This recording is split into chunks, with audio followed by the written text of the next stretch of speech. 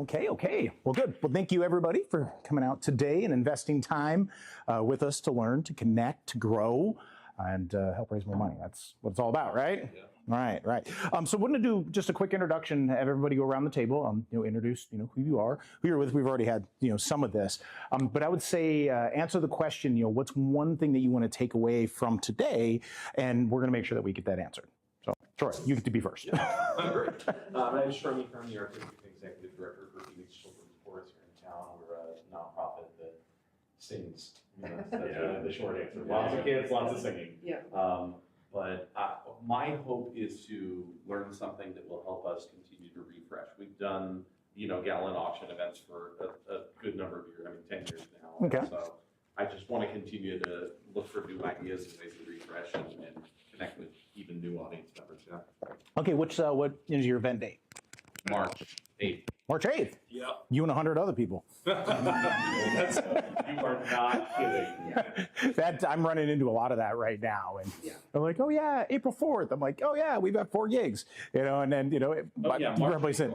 Yeah, it is. And there's seasons that happen and change and whatnot. Out West Coast, there's a lot more weekend events.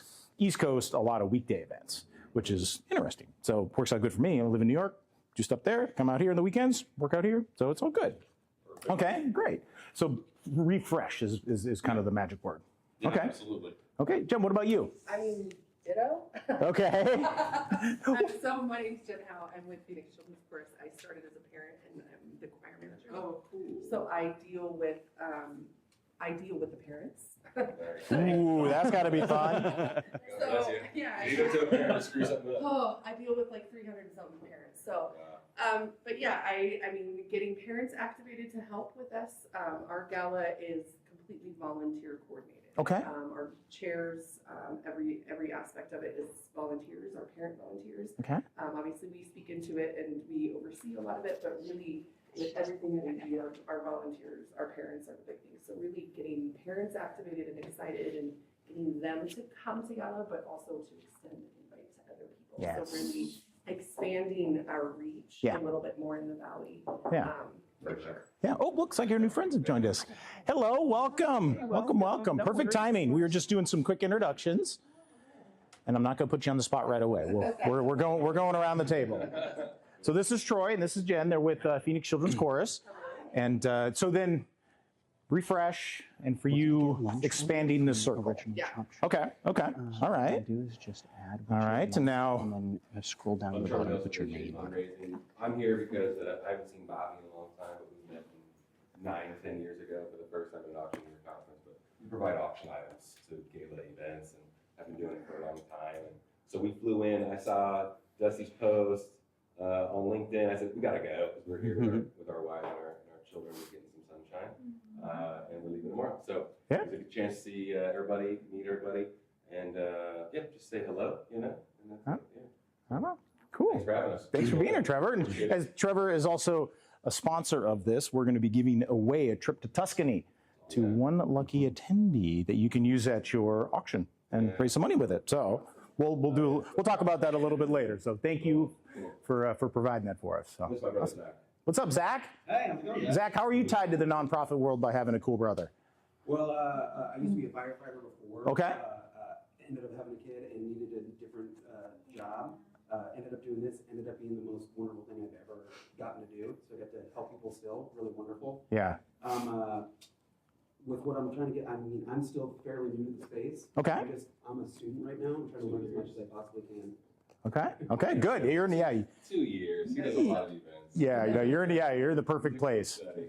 Awesome. Good. Zach, thanks for joining us.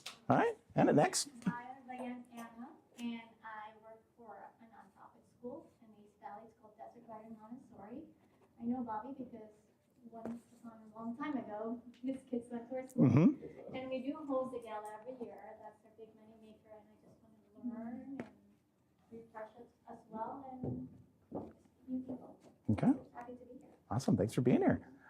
Yeah, I'm Chris Hensley. I'm from Chicago. Like Trevor and Zach, I just happened to be in Phoenix for a concert and on my way out to Plum Desert to hang out with some friends for a while. I'm an auctioneer like Bobby, and I do about 60 65 or 70 events a year in Chicago. And I do one event in Tucson for a wellness retreat kind of for Beautiful. organizations. And then I do an event in Iowa and an event in Michigan, but 62 in Chicago. Nice. So, Very cool. but yeah, so what I've discovered, I've worked for 25 years in nonprofit, ran a hospital foundation, worked for the American Cancer Society before that, and built a Gala back in 2009. And so I like, that my value proposition is that I've walked in your shoes, right? That I've seen it from the building a Gala side from, 120,000 raised in 2009, 3 days before the S&P bottomed out. Ouch. Yep, and then we built it over 3 years because we got the right chair and the right model. We built a $2.5 million event, suburban Chicago event, and so I know exactly what my clients are going through all the time.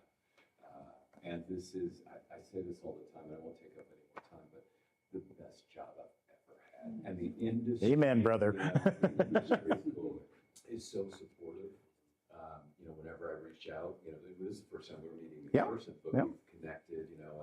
I had some random client in Jersey hit me, and so I sent it your way. Yep.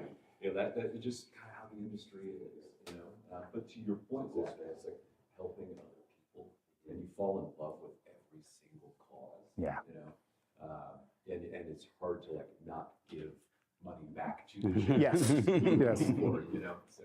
Well, there's so many different ways that we can give back. I mean, money, treasure's one way, but it's also the time, the talent, the team, building that team and whatnot. And it can be all different varying degrees. But yeah, we get to provide the talent, and it's a good way to do that. So I'm just here to learn from a master. Well, I'm having walked through the shoes of a gala designer, I'm sure you have some great ideas that we might have missed. So if you see something that we missed, please speak up, be like, yo, you forgot this, because again, we're building these comprehensive resources and these different educational opportunities that we have to try to be as powerful as possible, I guess, to provide as much information to you all. So yeah, excellent. Thanks for being here, Chris. What concert? Vampire. Vampire, this little two-person band from Minneapolis. All right. Okay. Cool. She's a great band. Nice. Fanboy.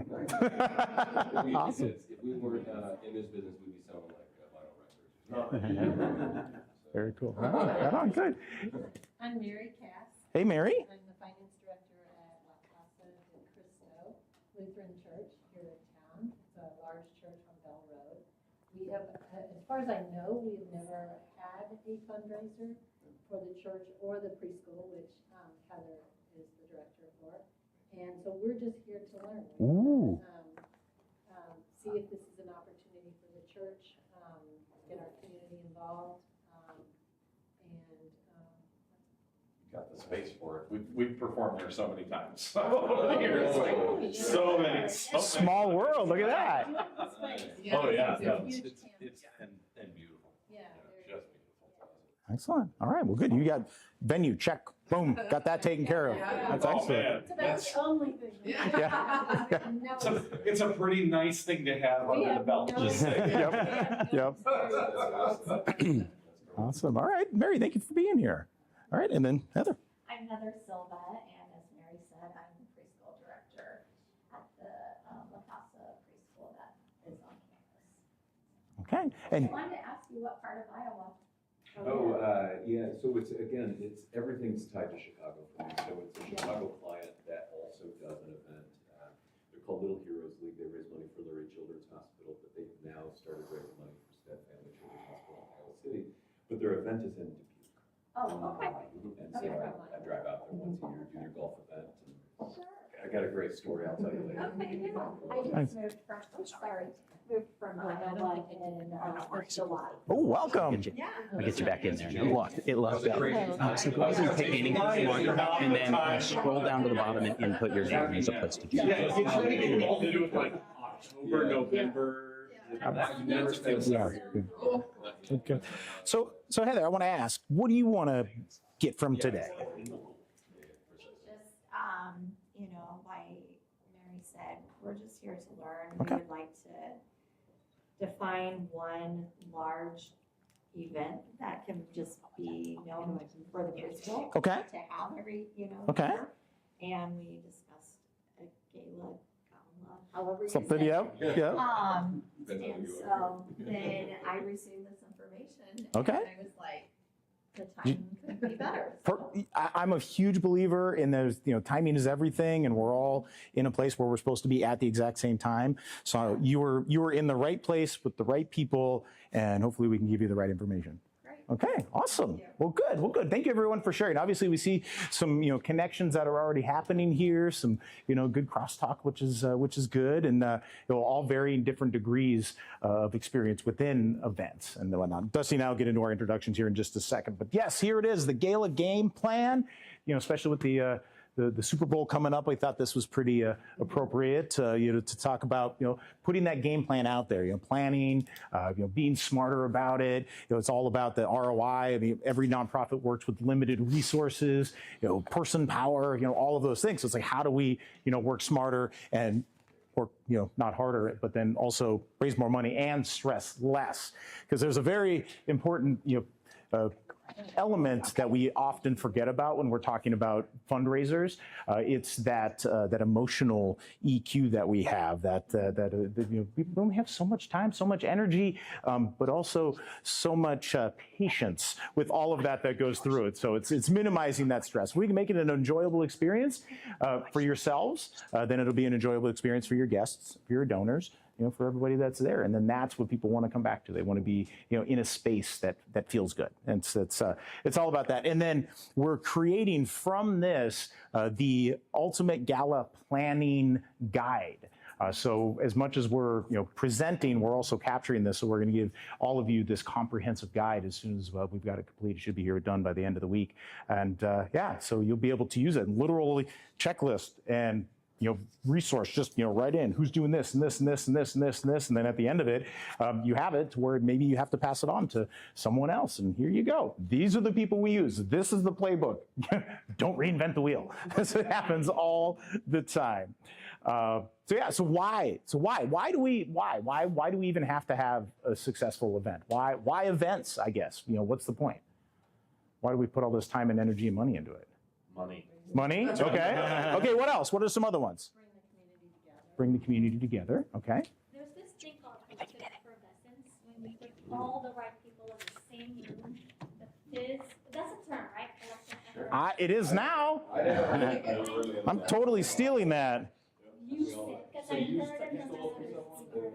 It's a sociological term. Okay. When you put the right people in the same space, their energy together, it produces the right action. Concert, church, yeah, galas. Yeah. But you can feel it. You can. Well, and it's just like every other live event, like you say, a concert. Chris flew halfway across the country to come see two people play music.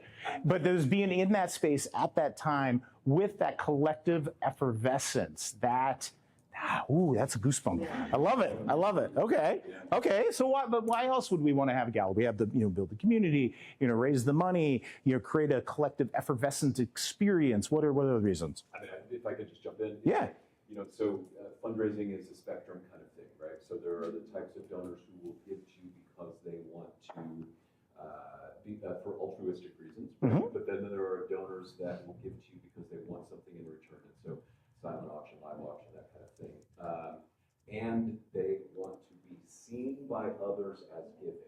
Right? Yep. So there's this psychological component to an event, right, that gets people to do things that they wouldn't do otherwise. And then you as a nonprofit can take that relationship, whether they gave you $100 or they gave you $10,000, and you can build on it. And so it's what you do as a stewardship play. Yes. 100%. So I just left Northwestern Medicine to make this my full-time career. And we had this donor who gave us $250 in 1994. We stewarded him and his family for 10 years. He gave us $10 million.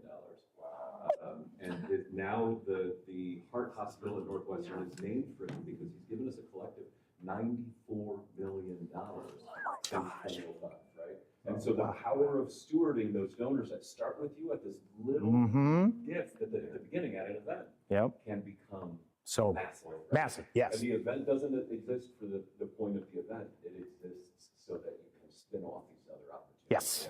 Yes. Yeah. And you think about it, that's one donor from 250 to 90 million. And you think of the donor list that you have and the capacity that's there. And yeah, it's, we want to raise as much money as possible, but no, it's those relationships that you're talking about. You hit it right on the head. And it's bringing your community closer together, creating that collective effervescence, but also inviting other individuals to kind of join the circle, to join the family. And what an event is it creates a opportunity, a time and space to attract those donors that like what you're doing. They want to they want to drink the Kool-Aid. They want to be a part of that. Or maybe someone they know is like, oh, you got to go to one of these Phoenix Children Choruses events. They're great. And then they go and they're like, you're right. And it's like, okay, well, how do we make this bigger? How do we make this better? How do we serve more kids? How do we serve a bigger community? And that's the way that grows then. And fundraising, as fundraisers, we're not about asking for money. That's not our job. It's about creating opportunities to attract the right people that align with what we do and how we do it and our mission. And, there's people that go to events a lot of times where you're like, oh, we're gonna throw this event. We need to get Bob Parsons at the event, or we need to get, Bill Gates there, or we need to get Oprah there, or whatever. And like, well, yeah, you could have them at the event, but just because they're at the event doesn't mean they're going to give you any money, because if they don't align with what you got, no way. But there are places where they do have the alignment. I'm like, all right, we want to give here. And it is surprising where those alignments, come from. And it all just, happens when you create this event, this time and space that's there. And where else can you gather, committed donors with interested guests mixed with your staff, with your volunteers and leadership, everybody bonding together into what I call the development smoothie. We're all together, and it's that chance to rub elbows, to meet people, to build relationships, to steward those relationships, to really, bring everybody together. And when we're bringing this community together, a group of people coming to do amazing things is so beautiful. And that's your special event. And that's why we got to do it. And I'd like to say just real quick on another why. It's so important, and Troy talked about continually to evolve the donor base and fight against the donor attrition. I mean, there's been some studies that have been coming out, especially this last year, that donor attrition is rising. Where it used to be a donor will be with an organization for 1.8, 1.9 years. Now it's like 1.7, 1.6. So they're there. They're going to see if they give them the warm and fuzzies. If they don't, they're like, we're going someplace else. And the grant money is going down. So you're not going to get as many grants. And especially now, next Monday, there's a huge change that's going to happen. And we don't know what's going to happen. So it's creating spaces where you can have those individual relationships that you can diversify your income streams and fight against that donor attrition and have that retention. And when you have a great event, people want to come back and they want to tell their rich friends and be like, let's do this some more. And the more that they come, the bigger it is, the bigger you grow, the bigger your budget grows, the bigger your budget grows, the bigger the mission impact, all of that kind of goes through that. So that's why I'm so passionate about events, because it is one day of 365 days of the entire year. But that one day can really lend so much to all of those other 364 days and beyond, or 10 years later, and 94 million that comes out of that. This is just an example of some of the clients that we're able to work with. And as you can see, it's a broad spectrum, all the way from the Phoenix Theater Company, that's stage performances, to some of the private schools that are out there. We work with Montessori schools, we all the over the board, but also like Child Crisis Arizona, a New Leaf. They're groups that are providing health and human services, like truly transforming lives from people that are down and out. Like, where would they go? Or kids that are now orphans, and finding them in the right place, finding that right forever home with that. I'm a huge animal lover, so being a partner with the Arizona Animal Welfare League is huge, and making sure that we're taking care of not just those those two-legged friends, but also our four-legged fuzzy friends that are there. And working with some hospital foundations, American Cancer Society, Banner, Honor Health, truly funding these foundations that are making impact, changing lives. And to be a very, very, very small component of that, that's like, makes me feel good. That's the warm and fuzzies that are there. So who we are auctioneers. We really specialize in live auctions because auction is action with you in it. Did that? My dad. Oh, look at that. But using the auction as a tool or a method or as again, an excuse to create that energy that's within there. But live auctions are really only 1% of what we do in our entire span of client service. 98%, comes from that consultation, what we're doing here, looking at, this blank canvas of an event we have, or maybe the event that you've already had and how we want to evolve that, and providing ideas and opportunities and sharing best practices and resources. Trevor's a perfect example of one of the resources of the hundreds of resources that we have to save you time and energy instead of having to go and figure it out on your own or fail so many times that all of a sudden you're like, oh, okay, we got this. But then also the paddle raise, which is also the call to action, the fund to need, the cash calls. Anybody not heard of that? Everybody's doing that? I hope so. Okay, good. It's just, asking for money, essentially what it is. But I'm also the co-founder of Inspire Hearts Fundraising, in which we are the only firm in the nation that are talking about paddle raise only events. Think about that. Yes, we're going to talk about a lot of elements of an event, but there's many events that we are doing, and we've hosted quite a few here in the Valley as well, where the only fundraising element is a paddle raise. That's it. I mean, you got ticket sales and sponsorships and everything, but it's all about telling that story, all about tugging at the heartstrings, and then encouraging those to partake within the fundraising and be a part of it. So that's a huge focus that we have on. So, being an auctioneer, but then also being a paddle race specialist, getting those combined, working with us, you get that, kind of get that double team. And then also, working with some different revenue generators that are out there, helping you to create fundraising out of thin air and have some fun, within it. But then again, also the resources that are there. We also have a very diverse team of auctioneers. It used to just be me. It was all me. But I know that I can only do so many events a year in so many places. And there's how many nonprofits in the world?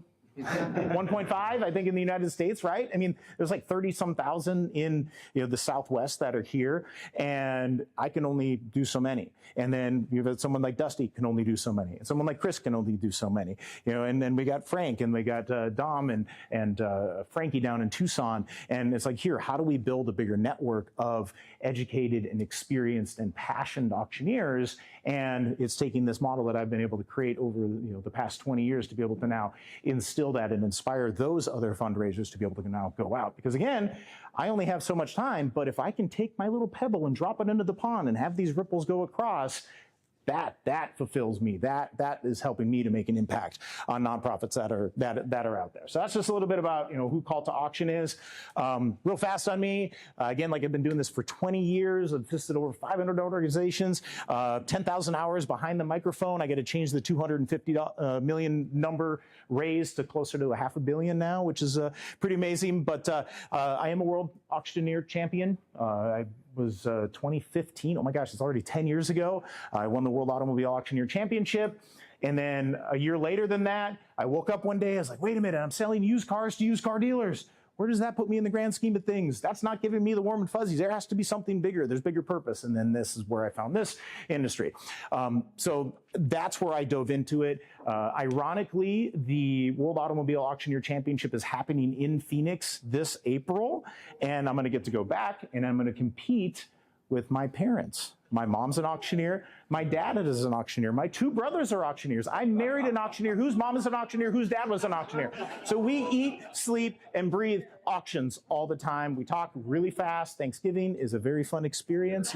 Yeah, and we're all type, we're all type AAA personalities and all of this. So this is where we're able to now go out and make a big difference through the world of auctions. Also co-host of Heart of the Gala podcast, where we talk about all things Gala. We are now celebrating our 2nd year anniversary on Valentine's Day. We always do a big Valentine's Day special talking about, how to share that love and whatnot. Professional speaker, performance coach, lots of things. You can follow me on Instagram. I'm always out there in the world. I'm also a board member of the Association of Fundraising Professionals out on Long Island. I am a board member of the International Live Events Association in New York City. And what that does is it gives me a very broad spectrum of resources and connections that I'm able to then bring to my clients. So just kind of showcasing that of how that. And then now we have the wonderful, the one and the only Dusty Klink. Dusty, who are you? Yeah, so I started off performing on stage when I was a kid, and then that moved into me being a country singer, and I traveled the Pacific Northwest with a country band and road crew and the whole bit, and we did fairs, rodeos, festivals, all that jazz. And then fast forward a little bit later, I started doing big band stuff and worked with a 20-piece big band. That was a lot of fun. And, while doing entertaining like that, I was like, there's got to be something a little bit more. And although it's fun, you have a good time, but I was looking for maybe a little bit more meaning for what I was doing. So that's where I ended up going to auction school back in 2016.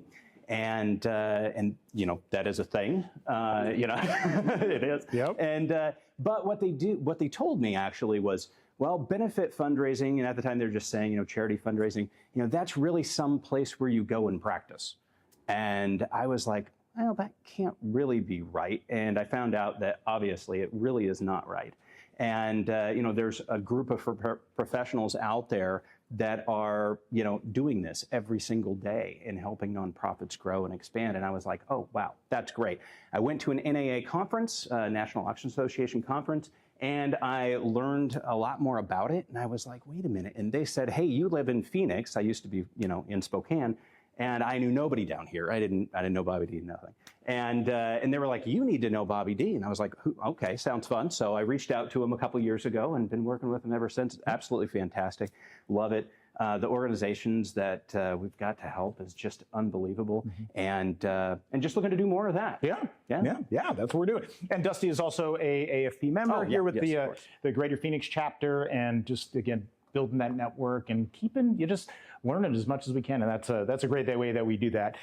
So now we're going to talk a little bit about event visions and goals, and like, how do we create this strong foundation? If you can look at an event as kind of building that house, it always starts with that, that strong foundation. It's like, why are we hosting this event?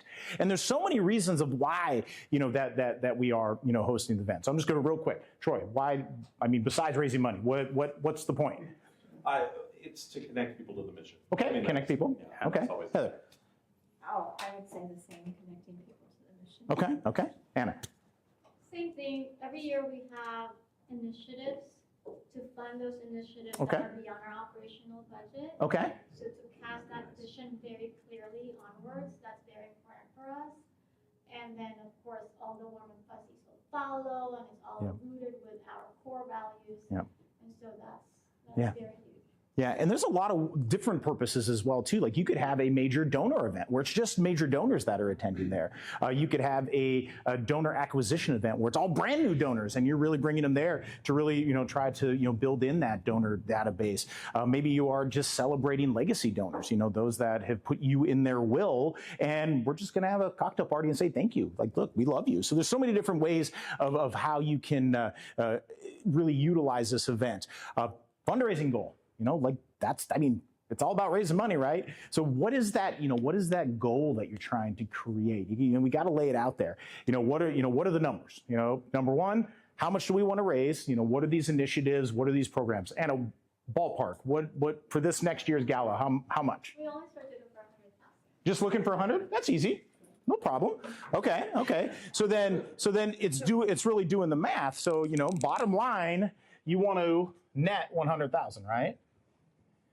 All right. So then you're going to have your revenue, and then you're going to have your expenses.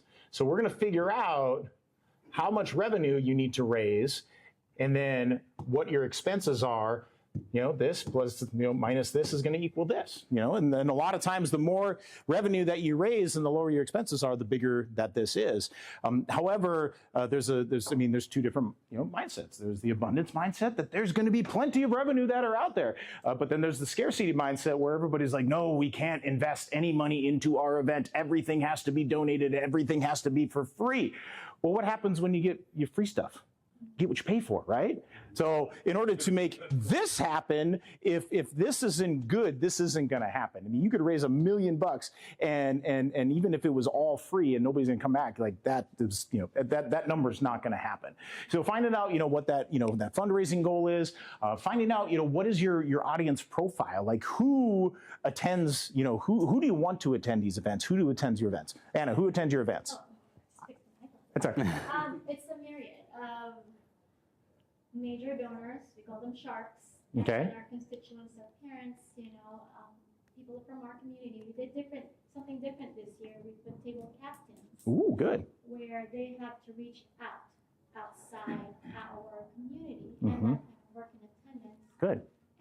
And so the outside community was brought in. Yeah. So beyond just parents, because a lot of times within private schools, as a father of private school kids, there's that tuition, and then all of a sudden now we're expected to go to the fundraiser and give more money. We're like, wait a minute, hold on a second, where did that tuition go? But it's that gap that the tuition only covers so much, but then there's that kind of X factor, what makes you special. So it's like, how do we fill in that X factor? But then in order to do that and not rely on only our parents, it's bringing in that outside community, grandparents, aunts, uncles, neighbors, friends, colleagues, and making that bigger. Jen, what about you? What's your donor base that are at your events? I mean, we've got our board that does, certain members of our board that do really jump in and are large donors as well, Mm-hmm. and supporters. A lot of our gala attendees are our parents. Okay. It is Friends especially and with family. friends and Okay. family. Now, is your program free or is there a dues or? There is tuition. Okay. This is our event that we raise money to help offset that cost, so we don't have to increase tuition. We can keep it as low as possible for Okay. families. Okay. So, I think we would like to get a lot more community out, and we've got people who reach out, and different things like that. But primarily friends, family. Okay. Yeah. Okay, good.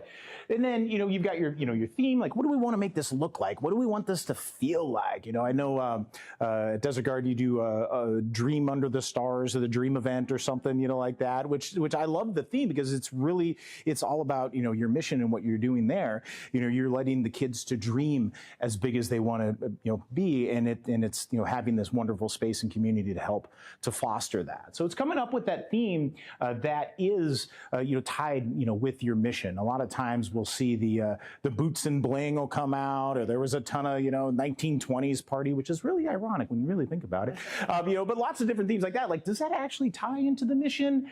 Maybe, maybe not. There are some ways that you can really spin that to match, with that. Like we work with Child Crisis. They do a Western event. Why?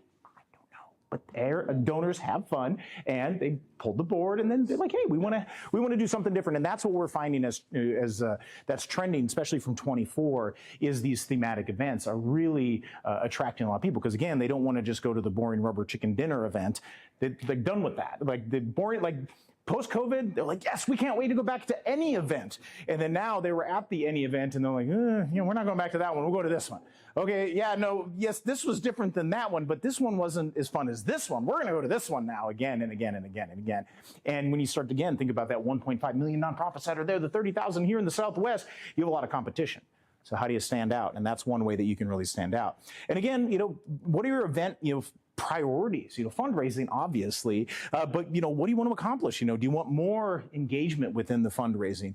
Do you want to find those new donors? Do you want to create an opportunity to identify and attract new sponsors, which is a huge revenue source? Help to steward those donors into that kind of that next level of giving, maybe from 250 to 1,000 to 90 million, something like that. So it's really honing in on these event visions and goals that you do have. And then now we're building the event itself. These are the ingredients that need to go into the event to actually have the event run. Venue, check. Yes. Are you giving us all of this? Oh yeah, no, you're going to get this. Yeah, you're definitely going to get this. We'll send this out right away, and then we're going to have that resource we'll send out as well too. And we're also videotaping, and it'll be on YouTube. So if you forgot something, we'll have that as well too. So venue, check. You already have that. That's great. Catering, food, drink. You want to make sure that your people are happy. Open bar versus cash bar. This is a question that I have across the nation. And Open bar? Open. Okay, good. Thank you. For some reason in the West Coast, it's for the kids. Yes, yes. There's only so much you can do. Yeah. But there's also that conversation of like, how toasted do we need our donors? Like, do we, like, hammered? No.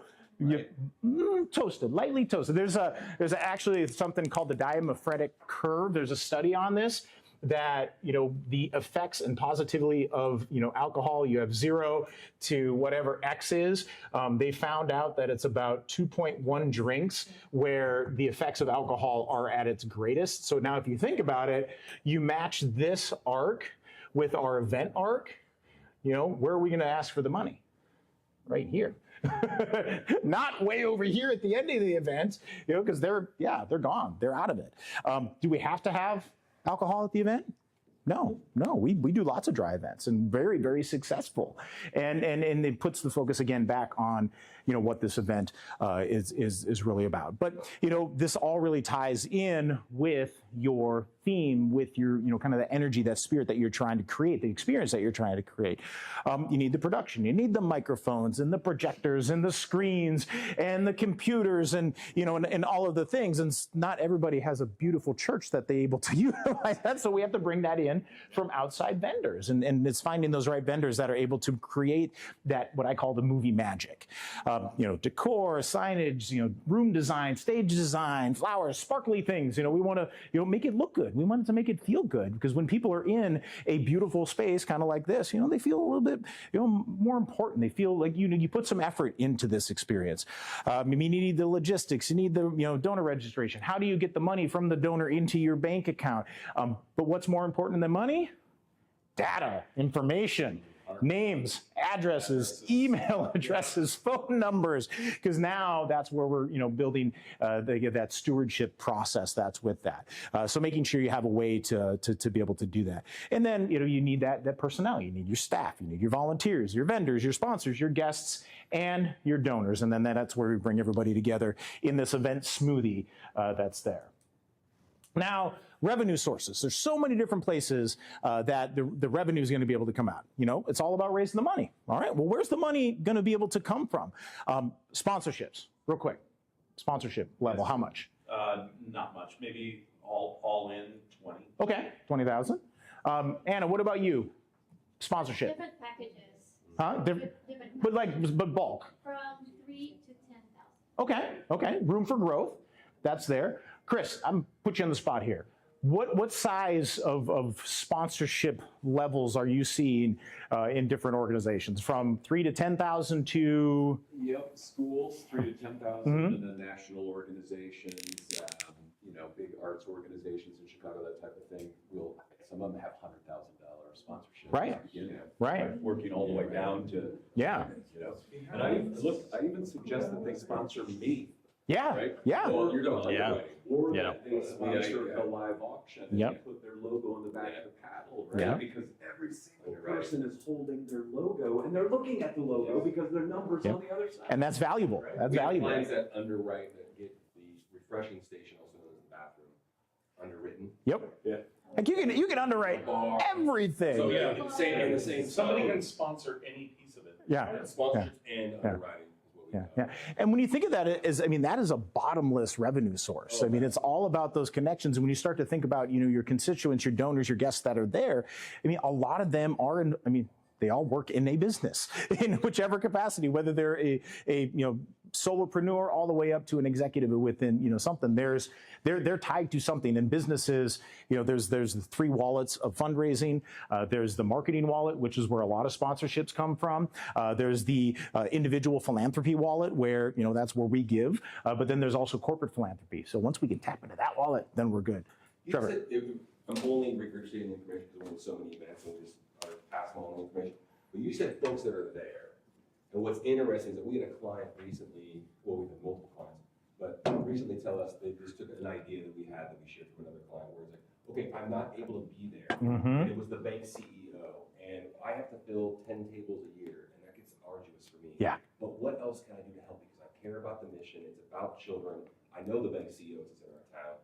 And they go, okay, well, I'm going to send you over a checklist of underwriting opportunities so you can get involved even if you're not going to be there. Yeah. So Oh, it's yeah. Another just like aha moment. Yep. I'm not going to be there. We'd love to have you there, but if you can't, oh, I know you can. I know you care. I know you want to give. Right? Yeah. So just give them an opportunity. You can do that with your software. Sounds like your pro software.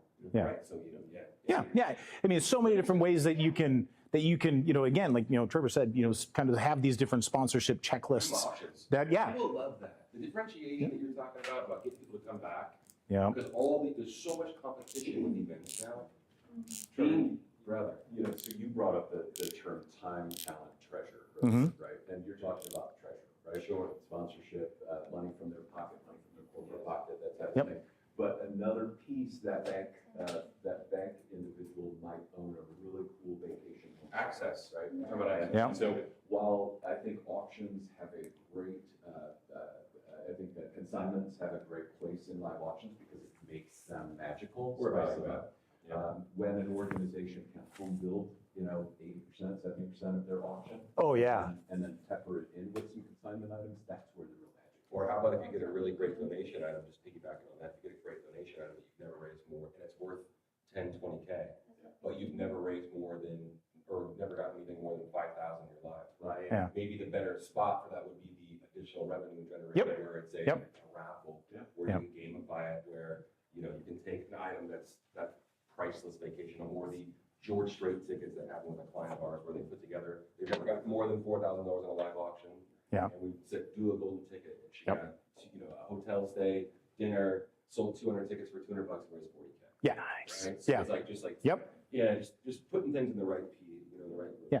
And filling in these different spaces, You're absolutely correct. Yeah, sponsorships, huge. Ticket sales, like in the kind of the mathematics of ticket sales. If your event costs $50,000, you want to have 500 people that are there. How much should tickets be? $100, right? Then because your tickets should really cover your underwrite all the expenses that are there. So then at the event, your sponsorships, your at-event fundraising is really going to go right into that net fundraising number is what you have. So that's how we figure out ticket. But then also, there's some groups that are like, oh, no, we need to make sure that we have a low enough ticket so that everybody can attend. Well, this isn't the community picnic. At the community picnic, we want everybody to be there. This is a major donor event where we're creating an opportunity for people to be generous. And if those that do not have the capacity to be able to be generous in whichever way that they can, it might not be the right event for them. And that's okay. That's okay, because we have lots of events for lots of different people. So it's really looking at what that demographic is. We've gone through so much of this. Yes. Because we tried it. We dropped the ticket prices a couple of years ago just to see. And it was an interesting thing. We actually found people got pissed off. So it's the weirdest thing in the world. Our executive director at the time said the perfect thing. She said, when I walk by the store and I see the $5,000 dress, it is so far out of my league that I don't even consider it. Right. But when it's 500, it would hurt me to do it, but I could do it. Yep. And that bothers me because now it's almost within reach. Yeah. And so there was a world where we did a lower ticket price and it didn't sell. We learned that it actually didn't work for us. Yeah. Or if you see that same dress at the thrift store for $5, now you're like, oh yeah, it's perceived value. Not the same. The perceived value there. So perceived value is real. Yeah. So that's where you kind of look at that ticket sales, and there are some events where we also don't charge. And that becomes, again, that major donor cultivation event. There's a group here in Scottsdale, Chances for Children, I worked with many years, and we came back post-pandemic, and they're like, how do we change this up? How do we fill this room, with the right people? I'm like, don't sell tickets. She's like, what? I'm like, make this an exclusive event. Board members and committee members have to invite, 2 or 3 different families, and let's fill this room with people that have capacity. And then they, it's a great, event and experience, and, it's outside, it's beautiful. And then at the end of the night, they ended up raising like $700,000-$800,000, where previously when they were selling tickets, it was like $300,000-$400,000. But then you're looking at, okay, is this the right place to maybe do tickets? Chris. 2 quick points on ticket sales. 1, you sell them in advance of the event. People who are there forget that they paid whatever they paid. Yep. Right? 2, most of the people at the event did not pay a dime to be there. Right? Yep. So if you have 80 tables, and 40 of those tables were sold via sponsorship, that sponsor paid for the table. Yeah. Even the person who made the check from the organization didn't pay for it. Yep. It came from the organization, right? Yep. So the bank or whatever, you know? And so most of the people there are guests, right? And so that's another opportunity for you at some point to say, if you're a guest of somebody here tonight. Here's a great opportunity to honor your host. Raise their paddle. So then, this is kind of this pre-event stuff. Now we're at event. We've got our silent auctions. We've got our live auctions. This is a chance you can definitely, raise big money. However, auctions are a transactional method of giving where, Chris, you said it earlier, kind of that give to get. I'm going to give you something and then I'm going to get something in return. There are a lot of donors that are out there that are very transactional, and that's how they choose to give. And that's totally cool. We love that. However, we do want to evolve them kind of into this call to action, into the paddle race, which is now a pure philanthropic fundraising opportunity. Auctions are big and exciting, creating that bidding frenzy, creating that collective effervescence, that we're trying to have. When you get a great auctioneer, you get lots of faces, lots of paddles, up in the air. But when you're having a live auction or even a silent auction, you're only really appealing to about 5 or 10% of your entire audience. And when you think of it, you have a 500-person event, and that's only 10%. That's only 50 people. What do you do with the other 450 people? How do they participate? Well, that's where we get into the paddle race. That's the only opportunity of the night that you can have 100% participation of everyone in that room. And it has happened. We had a few 100% participation events last year, and it is beautiful when it happens. So that right there is like, that's your biggest opportunity to raise an unlimited amount of funds if done correctly. And we'll talk a little bit about how to be doing that too. And then your additional revenue generators, Trevor brought it up, talking about the golden ticket, kind of a small or a great selection of an auction item, but a limited number of tickets, 100 tickets, $100, 10,000, 200 tickets, $200, 40,000. What is something that you could create? But there's also, the different raffles, the 50-50 raffle. Stop giving away your money. Don't do that. But that's an example of one. That's there. The fishbowl raffle that's out there. There's different games. There's a heads or tails. There's, the diamond raffle. There's what are some other ones that I'm forgetting? Paddle drop. Paddle drop. Yep. That's a way to kind of have a game, incentivize the fundraising. What are you guys doing at yours? We do a heads or tails game. Okay. Is it monetized? It is. Yeah. They pay to get an item. Every year the item matches whatever the theme is. Okay. And so heads or tails, we literally flip a coin in the front of the room. Yeah. Yeah. And so if it lands on it, you take your item. Usually it's something that glows because we're in a room. Yep. Our event's called Rock the Night, so we have a lot of fun with that. But you put the item on your head, put it on your tail, flip a coin. Who's the winner? You go down until somebody wins, and we do have a prize. Usually it's a cash prize. Yeah. Most years I can get them to hand it back to me right on stage because I believe guilt is a strong motivator. Very, very true. However, you have to be careful with that because then the next day they're kind of like, damn, I could have had that money. And, Troy was like, oh, hey, and I don't want to go back to that. So that's where 50-50s feel a little weird for me. It is hard. It is. It's upward bounds, and we honestly, genuinely, we don't push hard. Yeah. The winner is always rewarded on stage. Yeah. And then if in that moment they feel it. Hey, that's all good. And we had alumni one year because she was 21 and happened to be there with parents. Needed it. She totally walked Oh, on yeah. stage with it. Totally. And we all thought it was great. Yeah, and this is kind of the fun element of the fundraising. Fun, engaging, gives a different way to raise money because again, you're going to have your transactional donors that want to bid in the live auction, 5 to 10% there. You're going to have 30 to 40% that are going to bid in your silent auction. But then there's the what else to do, and it is kind of that what else to do. Now, do you have to do all of these? No, please don't, because there's nothing worse than going to an event and feeling nickeled and dimed, and they're like, you want me to buy this raffle ticket and play this game and do this, and then silent auction.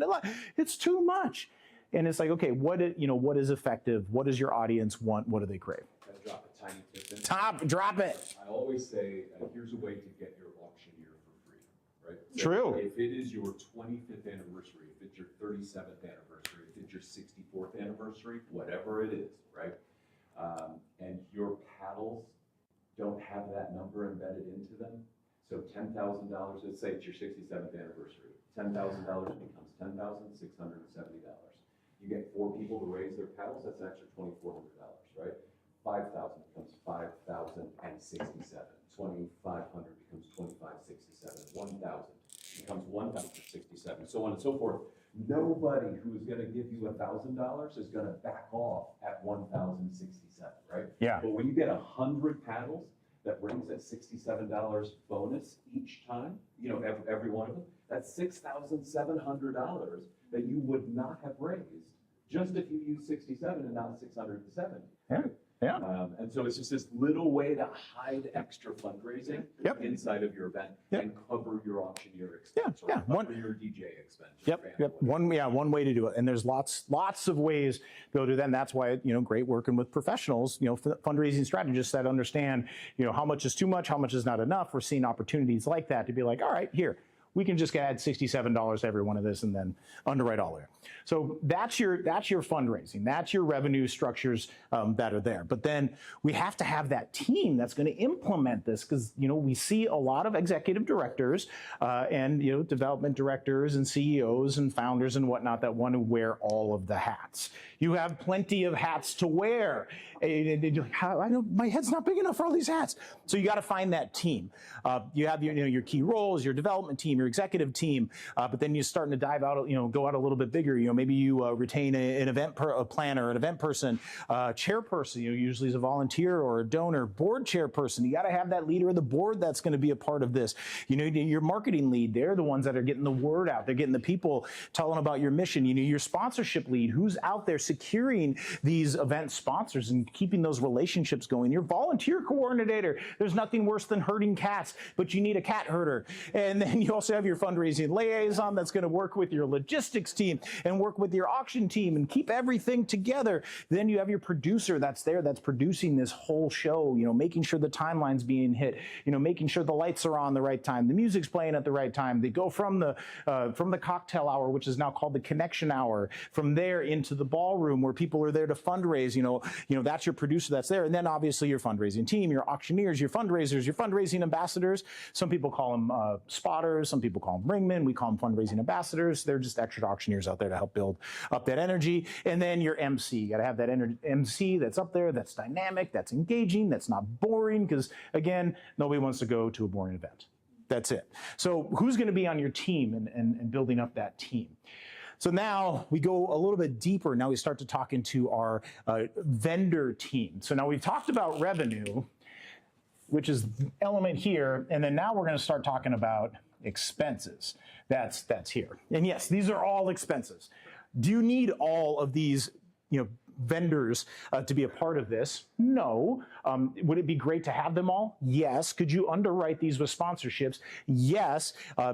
But you could also have some that play many of these different roles as well too. Many time your logistics teams is the one that's in charge of the technology. Many time your venue is in charge of the catering. Your photographer, your videographer might also be your video producer. Your fundraising team might also be your MC, but then also help you with the activations, with your raffle sales, different things like that. Your stage manager is probably your producer, which is also probably be your event planner. But these are a lot of different roles that you can hire out for. And there are experts that are out there that have more nonprofit experience than others that are there, and they understand fundraising. They understand that this just isn't a party. They understand that this isn't a wedding, that this is a fundraiser, and that there's purposes behind that. If you need introductions to any one of these, please let us know, because I know all of these and I know who the good people are and who the people not to call are. So this is a part of that resources that we can definitely help you with. So then now we're moving from the components, the pieces that are there, but now actually moving in to our game plan. This is my beautiful wife, Erin Ward. She's super awesome. She's playing Super Mom right now, but she's also auctioneer and co-founder of Inspire Hearts. She is the premier and the first female-owned auction house owner in New York City. So, which is kind of cool. And it was also a part of the movement where the National Auction Association created a true designation. She was one of the four people to help push that forward, to be like, no, fundraising is a legitimate career path that auctioneers can take. So now we need to really focus on this and showcase this. So anyway, enough bragging on her. She's awesome. But here we are. Now we're looking at our game plan. So now here we are, events in March. Just a few days away, right? Anna, when's October? Okay, so you've got a little bit of time. So you're good there. But you still, 6, 8 months, that are there. We don't know when it is. So you're kind of in there. But if you can come in with your game plan, it's going to be that much better to plan, for success. I mean, you need the venue. Please retain your auctioneer immediately, because there's nothing worse than waiting until the last minute where now they're double booked. You're like, what are we going to do? This happened. There's a group, Make-A-Wish in the Hudson Valley. I've been their auctioneer for the past 5 years, one of my favorite events in the entire world. And they're like, oh yeah, we're on April 4th. I'm like, yeah, I already have 3 events that night. Oh, and then you just tell me this now? And they're like, oh, we forgot. And maybe my bad for not following up, but please, secure venue, talk to auctioneer, find out what those are. And then you're going to look at your event planner as well too. Make sure you have someone there that can help you organize that. Get your board on board. Be like, yes, we're going to have this fundraiser, and yes, it's going to be awesome, and yes, you're helping. This isn't a party for you to just come, and be there. Get your entertainment, get your band, your DJ, whomever that is. Get your photographer. You start creating your mission video. You have to have that video, and you look at how much it costs to actually create one of these. I work with a producer or a couple producers in New York, and sometimes their videos are $25,000. $25,000, that's a lot of money. Yeah, but they're going to take that $25,000 investment and raise millions from it. So now you start to think about, okay, the better the video, the more money we can raise. And it's not just at the event you're using that video, it's all throughout the year, if used effectively, and having someone that knows what they're doing. And then, you've got your activation vendors, your, photo booths, your face painting, your blah, blah, blah, so many different things that are out there, as well as talking to your sponsors. 6 months, get that save the date, get it on the calendar, stand out. Thursdays are the new Fridays. Wednesdays are the new Thursdays. Monday events are awesome. Sunday afternoon events are awesome. Friday and Saturday, you're going to have a lot of competition. So you got to get your date out there before everybody else does, because there's only one March 8th, and there's 15 events that are on that same night, and there's a very small philanthropic pool in Phoenix, and they're going to pick where they're going to go. But like Trevor said, if they can't come, send your check. That's okay. We're totally cool with that. But then start blasting it out. You'll preach from the rooftops. We're here. We're going to have this event. It's going to be great. Create the committee, auction item idea generation. This is that opportunity where you're leveraging that network, that team, creating these things that you couldn't find anywhere else. That's when this time should be happening. And then also designing your fundraising strategies, working with your consultant, your vendor team, to really plan out what are the revenue sources, of the event. Are you going to have all the things?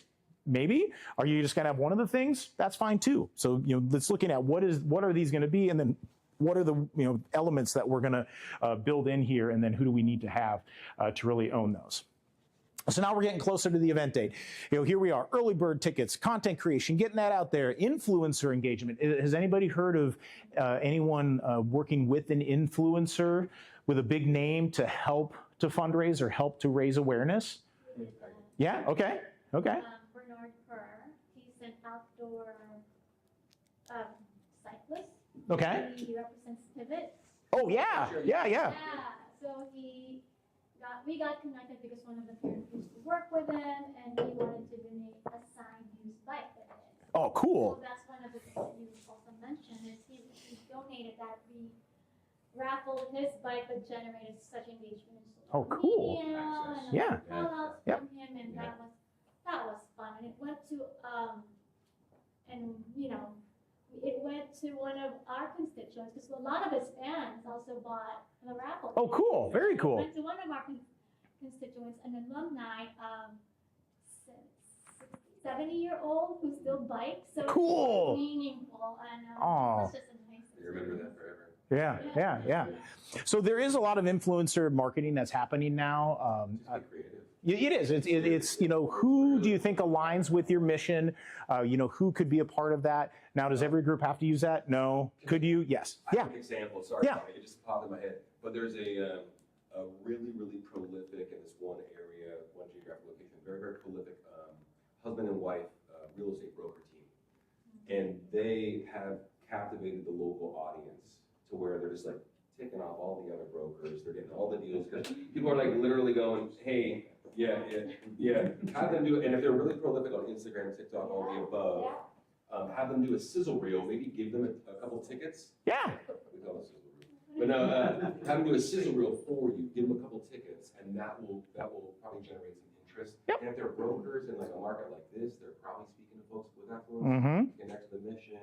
Mm-hmm. It's calm and super calm and just get creative. Yeah. Yep. Super Yep. calm. Yeah. Yep. And then like the gentleman, the pivot gentleman, Yeah. have him do a video for the next one in October saying, hey, you know. Oh. you guys- Yeah, love this school. Yeah, exactly. Ask him to get on your board or a committee or what. Yeah. That's you. Yeah. Seriously. It's Yeah. beautiful. Right? Yeah, so lots of opportunities to think creatively, bring in new talent, new ideas, vendor collaboration, working with that dream team to really just, kind of open up, the whiteboard and like, here, we're talking with, we work with a production team here called Latest Craze, and they're a part of our initial meetings to be like, okay, what's the new stuff that's out there? What can we use? So now we've got these video walls and we're going to have these moving graphics that are going to be there, and they're going to have kids up on the screen dancing and laughing and, all of these things. And it wasn't until we had asked, like, what's new? Then like, oh, here, let's try this. Let's do this to enhance that experience to, again, stand out. So, that collaboration that's there. Again, auction item acquisition is a nonstop venture, coming up with those additional revenue generators. What are we going to do here? This right here is so important, the gratitude process. This becomes forgotten so many times because the real fundraising starts the next morning. The true fundraising starts the next morning. So how are you going to say thank you after the event? There's so many times we work with clients that are like, go, go, go, go, go. Oh, thank God that event is over. I'm not touching it for 2 weeks. Do not disturb. Yeah, yeah. And they miss the greatest opportunity they have to say thank you, which will mitigate the attrition that you were talking about. Yep. So having, starting to work on that. We do a gratitude education session every Thanksgiving, and we do have a resource. We've got a checklist that talks a lot about that. Our clients get all of our resources that come with this, and it was a part of that, and got to see that, and lots of stuff there. So it really having that planning to succeed, especially within that gratitude process.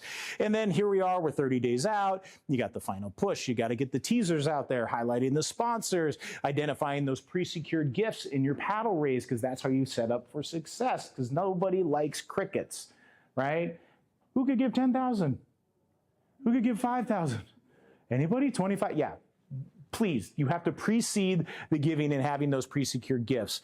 And that's a great place. You got to market those auction items. Gone are the days where people will go to these auctions and be like, oh my gosh, there's a beautiful trip to Tuscany. I know nothing about it and I'm going to spend $5,000 on it. That doesn't happen anymore. They want to do research. They want to make sure that it's coming from a reputable vendor, that they will get what they say is that's going to be there.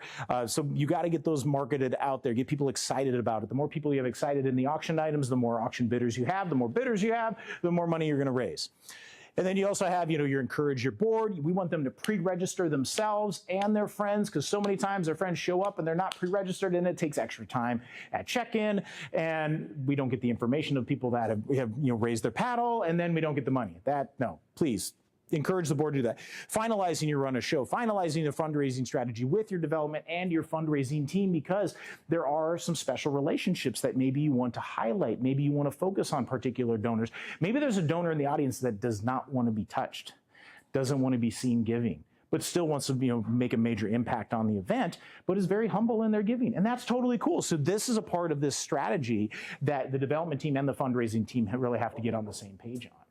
So then here we are, 2 weeks out. We've got our invitations. Send out that what to expect. Make sure we get that pre-registration so there's no line at check-in. I mean, how many times have we gone to an event? There's a line out the door, and that's your first impression of the event, is this giant line and this huge Nobody wants to do that. Make it easy. Get them pre-registered. Again, you're marketing the auction item. Market your call to action, your paddle raise. What are you raising funds for? What is your initiative? Put it out there. Be blatant. We want to build this. With your help tonight, we're able to do this. I always like to have my clients showcase what they did last year and then tie in last year with a photo of everybody raising their paddles. Everybody's raising their paddles, and we helped build this beautiful playground. And then this year, we're trying to build a lunchroom. A plus B equaled C. A plus B will equal C. Please raise your paddle, be a part of this. And that's a way that you can market that and really, again, showcase that. You got to create the script for the MC, for the auctioneer, making sure that whomever is speaking, they're very, very speaking, no BS, no boring speeches. very, very small comments is what we want. And getting whoever your speakers are, your honorees, your board members, and lay down the law. Look, this is not about you tonight. This is about our mission, and this is about fundraising. You have 120 seconds, and I want you to stay on point, and I want you to stay on mission. If you go over 120 seconds, we're getting the hook. Get out of here. And there's some groups that, I'm going off script. No, less is more. Shut up.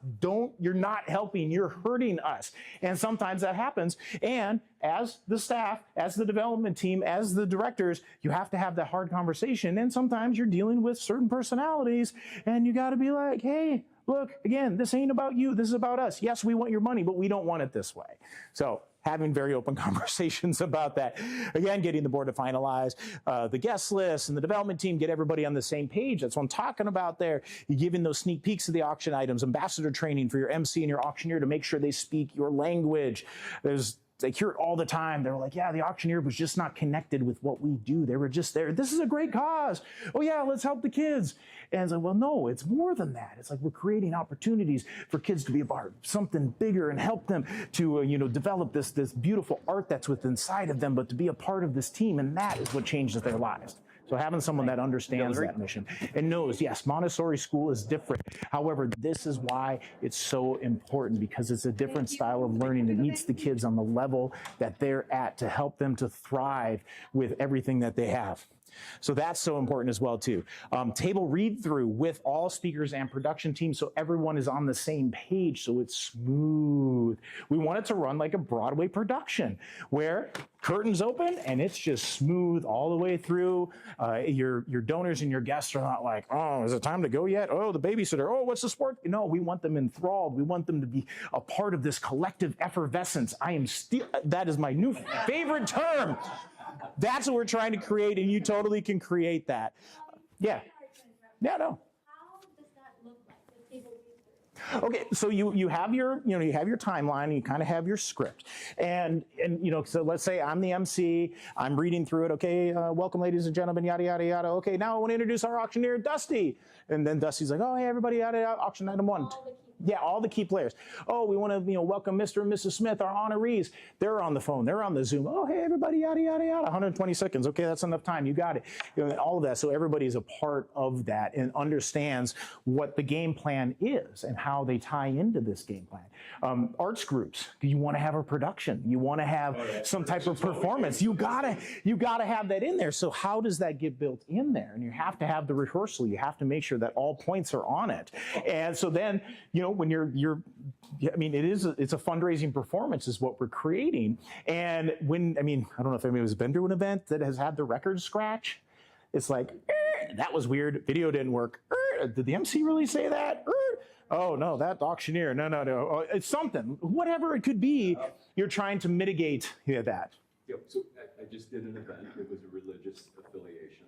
And the MC got on this pre-call and said, I've really moved away from the church, but, here's why I'm doing this, because my dad will be so proud of me. And that pre-call was critical because she might have gotten up there and said that on the stage, right? And there's that record scratch. She did tip towards it, and we were all sitting in the back like, and then she got away.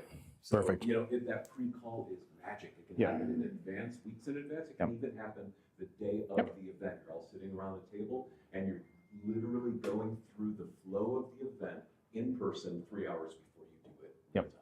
Yep. All right, so let's take a pause here. Lunch is here. We're gonna have Dusty deliver your lunches. And so whose brain is full?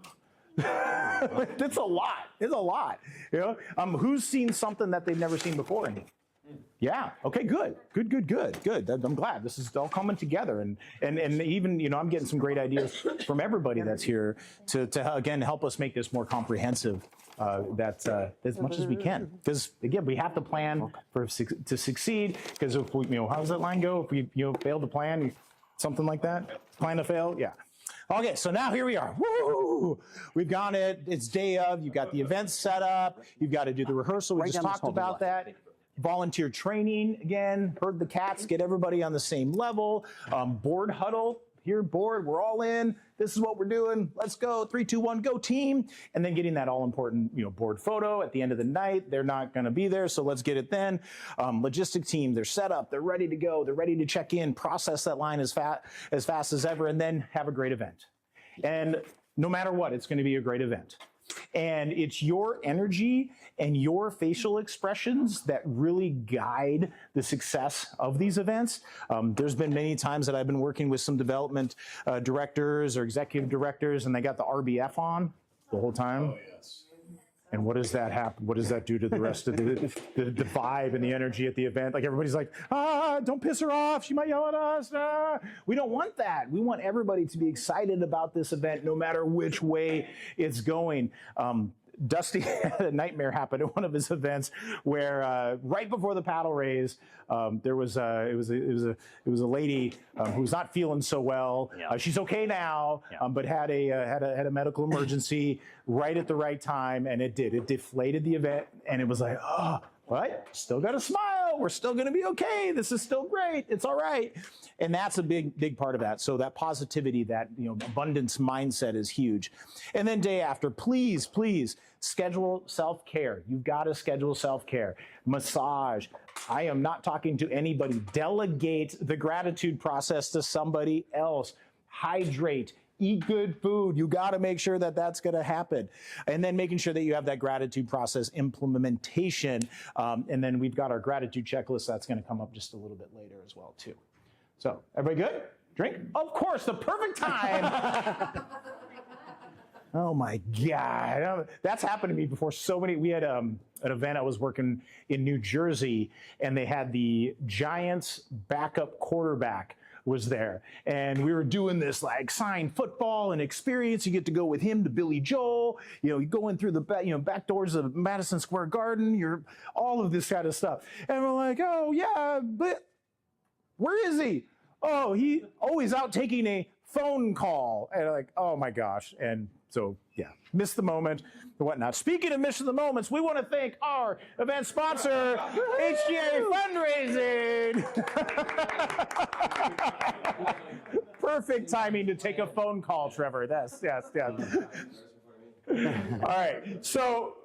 So what's great about having a vendor and having a partner like HGA Fundraising is they're able to provide opportunities and experiences that you really couldn't get anywhere else. Yes, there's some massive networks that are out there, but maybe someone has a house on the North Shore of Hawaii, and they're like, here, we're going to give you a week for this, and then all of a sudden now that family becomes the travel agent of the family that bought it. And that's kind of a place you don't want to put your donors. But there are professionals and there are specialists that are in this to create a white glove concierge experience in a fantastic opportunity like Tuscany. Trevor, did I miss anything? Why it's so good to... Oh, I think, I like to say that we're, no one consulted us. I don't know if you've ever heard the term consignment. No one consulted us about using that moniker. I don't like it. I'm joking, but we're a value add. We're very absolutely pro donation. We think it's great. We teach nonprofits how to acquire donations with access to their board and what have you. We call it the people exercise, it's a whole different thing. But we're a nice value add with a live auction, silent auction. Yeah. I'm big on golden ticket raffles and opportunities like that. Use it at paddle drop. For sure, absolutely. Look, there's so many avenues, but once again, we're an opportunity. We're a value add. We're not the end all be all. Yeah. We help folks leverage their giving budget to travel. That's what we do, right? And we're doing it's also very, very easy being the trips and experience people to say that trips and experiences are really popular right now. That they really are. And they always will be. I was going to say, I think so. We started the company in 2016. 2020 was a little rough. Yeah. Right? You know what I mean? For obvious reasons. But the rubber band snapped back so dramatically. Yeah. We're grateful for it. A little bit about us, but we're a family business. My partner, God bless him, he's in Geneva right now with a partner. Bobby knows Jason. He doesn't have any young children. He's able to go with it, but he procured the item in Italy. What's great about, our items work. We don't spend a ton of time talking about trips. We talk about fundraising. Yeah. Cool thing is that we're not passing anybody off any third parties. We do all our own bookkeeping in-house, our hospitality team. We're in the hospitality business, the H and HG actually stands for hospitality. Yeah. Yeah, so that's our And claim to fame. there are many experienced providers that are out there, and I'm sure that you have all gotten cold emails and cold calls, and here, you should sell our trip. We'll give you a trip for free, but then it's $150 per day per person resort fee that's with there. So you got to watch out for that. All of the vendors that we work with, we have vetted, we've worked with for years. We know them, we trust them. Problem pops up, I'm on the phone with Trevor. Hey, buddy, we got to fix this. What's going on? All right, we know that they are quality at what they do. So what we have right here is we have an opportunity provided by HGA Fundraising, a 6-night stay in Cortona, Italy. Beautiful, beautiful space in a private apartment with a cooking show and a dinner with a local private chef, as well as wine education and tasting featuring 4 exquisite local wines. That's my self-care. And as well as the travel assistance and the white glove concierge service that's included with all of this. So someone in this room is going to win this. How do you think we should give this away? After we leave. No, you two are excluded. You're out. You're out. All right. So you know what I think we're going to do? We're going to have a little mock auction. Okay? So whomever the highest bidder with an unlimited amount of money that you have is going to be the winner of this, and you can use it at your event. What's great about this is if you use it at your event, this is going to be 100% donated, and you can sell it for and retain all the profit from that. But then there's opportunities, and this is one thing that I love working with our travel providers, our consignment teams, is that you have an opportunity to sell multiples. So you bring this into your event, put it in your silent auction. I would say put it in your live auction, sell it for as much as possible. But then there is a cost to this. What's our cost on this? $1,995. What's our value on it? I mean, well, the market value is dictated in the room that day. Right. It typically sells for $3,500 to $4,500. Yeah. Okay. So we'll just use a round number. It's about $2,000 cost, $4,000 value. Exactly. Going to sell for $4,000, give or take, and then you have that opportunity to sell more of these. So let's say you have 3 or 4 interested bidders, and guess what? You're going to Cortona. You're going to Cortona. You're going, and every time it says sold, you're adding $2,000 of profit on top of that. Now, the person that's donating the house on the North Shore of Hawaii, they might only have 1 week. And all of a sudden now you have 10 people that really, really want to go on this, and then that's all money that's just walks away. So why not capture it right here? All right, so we're going to have a live auction. Everybody's got as much money as they want to spend, and we're just going to have a little bit of fun. Who give me $1? And everybody give $1, $1, now $2, now $3, now $4. Hey. Everybody give $5. Let's have some fun. Who give me $100? And everybody give $100, hey. $200. Who give $500? And everybody give $5, $1,000, $2,000. And everybody give $2, $3, $4. And everybody give $4. How about $5,000? Who gives $10,000, $20,000, $100,000? Hey, $100,000. Everybody else at $200, $200, $300, $500,000, sir. It's only money. $500,000. Anybody else at $1 million? $1 million, $1 million, $5, $2 million, $3 million, $4, $5 million, $5 million, $10 million. For the children, we're going to go once. I'm at $5 million. You're going to get $10 million, $10 million, 10, 20, 30, 40, 50. I can do 50. $50 million. Oh my gosh. Right, here we go. We're going to go once. We're going to go $100 million. $100 million. We're going once. We're going twice. Sold right there. That is the winner. Congratulations. There you are. So you have to get connected with Anna. We'll make the magic happen.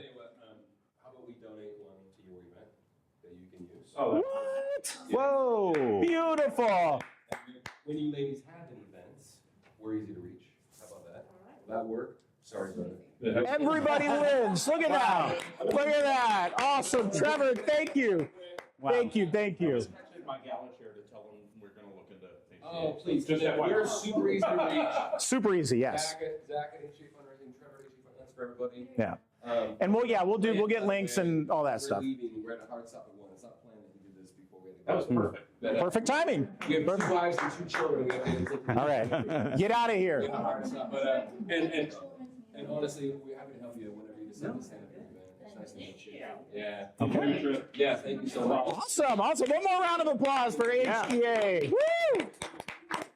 Super good. Yeah, okay, great. So there's Sorry to be rude. No. Here, give me a big hug, my friend. Good to see you. Thanks for having Thank you again very much. Zach, we'll see you around the bend, all right? We take our last name. Oh, don't worry about it. Just leave it. Just leave it. It's really nice to meet you. You got it. Awesome. Enjoy the aquarium. Thank you. We'll be in touch. Thanks so much for having Oh, yeah, absolutely. Thank you so much. I got Very nice to meet you. Nice to meet you. But it has changed. I mean, yeah, we started with like a. Okay, all right. Y'all take care. Thanks so much. Yeah, absolutely. Very respect. Take care. That raised maybe $10,000, and last year was a really solid event that brought in 200 for us, which was, so it's been steady growth every year, which, my board keeps setting the goal higher and higher, so that's not fair. Yeah. Real quick, does anybody want anything else to drink? We got Coke, Diet Coke, let's see, ginger ale, 7-Up, sparkling water. Everybody's good? I'll get you some more water. You know what, Dusty? If you could buddy. bring me one of the glasses full of ice with some water on it, they have the best ice here. You got it. You know what I'm talking about. Yeah. So that was a perfect example. Perfect example. Look, we had 3 lively bidders that were in here, and everyone got a chance to go to Cortona or use this strip in their auction. But that's a perfect example of that power, of consignment and whatnot. So it's pretty cool that Trevor reached out. It's like, hey, I want to hook these awesome nonprofits up. I'm like, all right, buddy, here we go. Okay, so now we're moving on. So now we're talking about auction planning, perfect timing. We've got opportunity to be able to work with and leverage your auctioneer's specialty. Chris has been doing this for 20 years. I've been doing this for 20 years. Dusty's been doing this for 5 years. And there's so many great auctioneers that are here in the Valley and across the nation that have this wonderful experience. So please engage them within this. If you're working with an auctioneer and they're like, okay, well, what's this process going to be like? Okay, what do you mean? Like, well, were we going to meet before? Well, I'll just show up the night of, you give me some items and I'll sell them. No, that's not the auctioneer that you want to have. If you're working with an auctioneer that might be a professional and sells cows or horses or real estate or pots and pans, whatnot, and they don't have the specialty in this, you're missing a big opportunity there. Yes, they're really good at selling cars at Barrett-Jackson. Are they going to be wonderful fundraisers? Maybe. Maybe not. So that's where we're really pushing towards, working with pros. And in that, you're going to have all of these, pre-auction planning. You're going to talk about those high value items, these travel packages, these exclusive meet and greets. I like to call it in obtainium. You can't find it anywhere else, only at your event. So creating these also mission-based experiences as well. There's a Boys and Girls Club that we work with that one of their auction items is where they're selling a suite at one of the baseball games, but it's not for the people in the room, it's to send a group of club kids to the event. How cool would that be? Right there, mic drop. Boom. Bid on that damn thing. Boom, right there. So that thing sells for $5,000. Who wants to sponsor a suite of kids to go to the baseball? And we had like 15 hands in the air. Boom, quick $100,000. And that's creating those auction items. And that was something that we developed as a team with the client, to create that. You got to look at the order for your live auction items, collaborate with the consignment travel vendors, don't fill your auction with all this consignment, 1, maybe 2 if it's appropriate. It could be thematic, match that. It could be something that your audience, really wants to. Maybe they've been to Tuscany, but they haven't been to Iceland, or they haven't been to Belize. Poll your donors, poll your board, find out, where they want to go, because we pretty much can get anything anywhere in the world with the vendor network that we have. And Trevor will create stuff for you. Yeah, oh yeah. Yep. We use one of the low end ones. It's a Cabo trip that costs, I think the cost on it's like $800. Yeah. Oh, yeah. So it's totally, very common. Yep. Really, but we use it for our. We do a big card take at the end. Yeah. The paddle drop. Yeah. So paddle drop. Same, and everybody does. It's $100, and you're in it for somebody's going to win the trip. Yep. And that's been that was something we only started doing a couple of years ago. That became really successful for us. Nice. It really changed the way we generated funds at the end of the night. Yes. This might be really stupid, but I don't There's no know. dumb What questions. is a paddle drop? Okay, so paddle drop would be like this. So we have our paddles. Why don't we have paddles? We put that on the list. We need paddles. I know what we're doing. So we have the paddle. Everybody has the number. It's at the end of the fund the need, the cash call, whatever. Who could give 10,000, 5,000, 200, whatever it's going to be. All right, friends, we're at the end of the event. There's 500 of us that are in here, and everybody's got this paddle in their hand, and we want to incentivize you all to be able to give $100. Who wants to turn in their paddle, drop their paddle in this big bucket, and we're going to pick one winner out of that bucket, and they're going to win a trip to Tuscany or Cabo or something like that. It's essentially a raffle. It's $100. It's $100. At the end of the night, if you haven't spent a lot of money, what's $100? And if you've spent a ridiculous amount of money, what's $100? We get almost every paddle. Yep. Yeah. I mean, it's across the board. It's a great, and our kids actually walk out and collect the paddles because It's dirty pool. hey, one more the children. Yes. Yeah, one So more they pro tip. turn in their dog, they put all these paddles in something.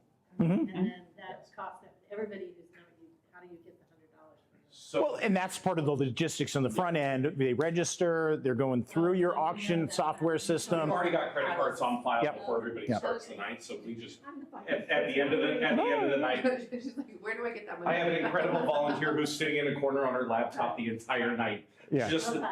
Entering other these. people are writing Yep. things down. They're bringing her the stuff. That way, I have a constant total in my pocket at all times. Software do you guys use? We use Handbid currently. Okay, good. Yeah, great team. Yeah. Yeah, Yep. Handbid. Yep. It was, we made that change a couple of years ago, and it's working well for us. Good. Um, And just as you're going to select auctioneers, there is dozens of auction you name it, software. it's out there. Yeah. I mean, So many broad degrees of that.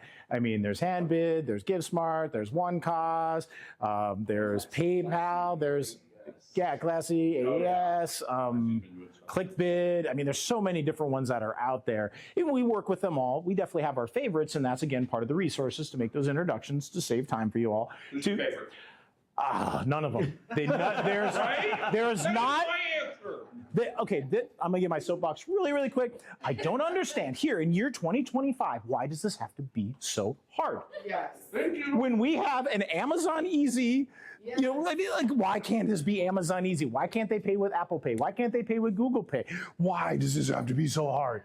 But it is. One day, maybe there'll be an auctioneer-owned, software company that's out there that actually does it right. Maybe someday. No, because it doesn't matter which one we use. It's plug and holes. You're always trying to figure out how you get around. Yeah. Whether it's, I mean, honestly, as long as the back end's okay and has enough information and the user interface is pretty, That's it. because Yep. that's what your guests Yeah. need. Yeah. As long as the user interface is pretty, It looks good. Get them there. It looks good. And in that, you'll have, you can bid on your silent auction on your phone, buy raffle tickets on your phone, you can get notifications, this is your table, different things like that. So many different features that are out there. So again, working, through all your pre-auction, incorporating the engagement opportunities. Paddle drop is one way. We also like to include a lot of, different light, different music involved with that, trying to create as kind of rock concert feel as possible. Because again, we're only in our live auction, 5 to 10% of the audience is actually going to be bidding. How do we engage the other 90%? We make it fun. We make it exciting. You get people, standing up, they're clapping, they're dancing, they're hooting and hollering, and that's what you're trying to create. And a big part of that pre-auction plan is also your board and staff event coaching. Like, how does your board participate within the night? Before the auction, during the auction, and then after the auction? How can they be hosts? How can they be representatives? How can they really help you with that? But then also, as well as the staff too. Sometimes we'll have well-meaning staff will stand right in between me and the bidder. And they're like, no, we have to see. So getting everybody on the same page, is really about it. And that's a lot of the pre-auction planning that we do. Planning for success within your paddle raise. We got to have that compelling story. You got to tug at the heartstrings, making sure that that's set up, whether it's in person, it's a video, or it's a combination of the two. I've been seeing more dynamic storytelling. At Phoenix Theater this year, what we ended up having, they have the whole production. And then when we got to the time there, they were talking about camp and then also going out to see the kids in the hospitals and whatnot. We had 3 different individuals in the audience stand up with microphones with spotlights put on them. a mom of a kid that went to camp, a kid that went to camp, and then someone, it was like a grandma or something, whose granddaughter was in one of the children's hospital they came in. So then we told this in this dynamic manner, and it really woke everybody up, and they had a record-breaking fundraising event because the storytelling's better. And their artistic director's coming to our event this year. Yeah. I'll have to see Yeah, what- Mike's great. Yeah. So, coming up with that storytelling, identifying, preparing your pre-secured pledges, your donors, making sure that you're going to have, a place to start. Starting with your higher donation levels, you got to get that up there. People always ask the question, do you start low? Do you start high? I always start high. And then, identifying your giving levels as well. $10,000 can help us to do this. $5,000 can help us to fund this. $2,500 can help us with this. Not that it will. There's nothing worse than earmarking dollars at an event. Because all of a sudden, and again, that's by working with a specialist in fundraising, that's going to be so careful to not make that happen. Be like, oh, your $5,000 will send a kid to camp. And then all of a sudden your donor makes okay, which kid did I send to camp? And they're like, well, no, that went into the operating budget. And all of a sudden they're like, yeah, wait a minute, no. So, yep. So you have to be very, very careful of that and making sure that you have a pro that knows how to do that. Again, looking at incentivized giving opportunities. Paddle drop is one way. We've have done everybody that gives at the $1,000 level is going to win date night for a year is one way to do it. But then also matching funds is a huge way to incentivize individuals as well. We've got XYZ Corporation is going to match the next 50,000. All the paddles that are coming in here. Maybe some foundation, maybe one donor, something like that. And that's creating those incentivized giving opportunities. And then also looking at the additional revenue generators. We talked a lot about that. Securing the swag and the enhancement items, blinky rings. I don't know, Chris, how many hundreds of thousands of raffle tickets you've sold because we've had a blinky ring. Yeah. It happens. You gotta have something shiny, something. In the room. Yeah. Fill it up. Yeah. How do I get one of those? That's our heads or tails. Like Yeah. the first year with Rock the Night, we did lighters, like LED lighters. Oh, cool. Because then as soon as the kids came out and sang, what happens? It was. I love it. Right at the end of the event, you get the big. I love it. I love it. I love it. So it's coming up with these different ideas. What's the sales process? What's the redemption process? Training the salespeople, the volunteers to be successful as possible. That's a big component that's within this. Also, what I just noticed I didn't put on here is the slideshow that happens during the program is so valuable and so important. I mean, it's essentially like you're driving down the freeway and you see these billboards. Like, how can you maximize the use of that billboard? Not only showcasing your sponsors, but also showcasing your mission, showcasing those that you're serving, showcasing all of these wonderful programs that you have that helps us to build up to what I call the golden goosebump moment, which is right here, where you want to ask for the money. So it's all building up into this, and working with your auctioneer and your fundraising consultant is going to help you plan for that success. And this is just a handful of the items that we're able to help with. Volunteer engagement, this is super huge because, again, you got to have those that are unable to provide those big dollar donations, but they are providing their most valuable asset, which is time. They're there. They want to be a part of this. Registration, auction monitors, paddle spotters, event runners, revenue generator salespeople, fundraising recorders. They can sell the raffle tickets. They can shoot off the confetti cannons. There's so many different things that your volunteers can do, but we got to get them, again, herd the cats. This is what we're here to do. This is our strategy. Yes, this is a good time. No, you can't drink until we're done. Different things like that. Yeah, and they don't have to be working the whole time. Here, you're going to work from this time to this time, and then we have another volunteer. But you have to, again, have that volunteer coordinator, which is one of the people that we had to have. So getting those volunteers ready to go. Volunteer retention is a big thing, too. 70% of volunteers will be donors of your organization at some time in their life. So making sure that you want to keep them retained within that. Let them feel good. They were a part of the success. The post-event thank yous. Maybe you have a volunteer party at the end, a couple weeks later, and celebrate the success because we raised, $5 million. That was great. And then also recognizing the volunteers publicly at the event as well, too. If we have any event volunteers or, volunteers with the program, please raise your, and then they feel good. They're like, oh, I got the recognition. So don't miss out on that volunteer opportunity that you have. Event day execution, making sure that that seamless experience happens all the way through.